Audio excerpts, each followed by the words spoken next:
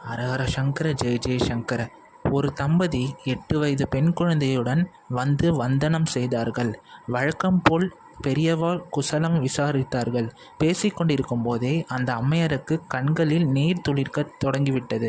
சுவாமி car, குழந்தைக்கு பேச்சு வரவில்லை, ரொம்ப கவலையாக இருக்கு சுவாமி, அனுகிரகம் செய்யுங்கோ. உடனே பெரியவா ஸ்ரீகண்டன் என்ற அணுக்கத் தொண்டரை அழைத்து வரும்படி சொன்னார்கள்.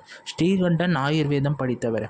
ஸ்ரீகண்டா, உனக்கு தான் வைத்தியம் தெரியுமே, பேச்சு வராவிட்டால் என்ன? மருந்து கொடுக்கணும். பிராமிக்கிருதம் மருந்து நெய் கொடுக்கலாம், வல்லாரை துவையல் செய்து கொடுக்கலாம். பெரியவாள் தம்பதியரை பார்த்து அவர் சொன்ன மாதிரியே செய்யுங்கோ என்றார்கள். குழந்தையின் வாயிலிருந்து எச்சில் வழிந்து கொண்டிருக்கிறது. வாயை நன்றாக சுத்தம் செய்து அழைத்து வரச் சொன்னார்கள் பெரியவா.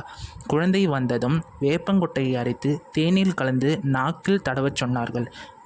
குழந்தை முதலில் சினுங்கிற்று, மறுத்தது. ஆனாலும் கொஞ்சம் அளவு நக்கி சாப்பிட்டு விட்டது.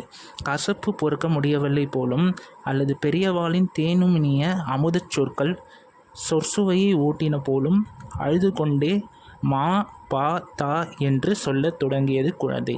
பார்த்து கொண்டிருந்த பக்தர் ஒருவர், அம்மா அப்பா தாத்தா பெரியவா என்கிறது என்று விளக்கம் அளித்தார். மாதா பிதா குரு என்கிறது என்றார் இன்னொருவர். அந்த குழந்தைக்கு அந்த வினாடியே அச்சராபியாசம் தொடங்கிவிட்டது. ஹரஹர சங்கர ஜெய ஜெயசங்கர. காஞ்சி சங்கர காமகோடி சங்கர.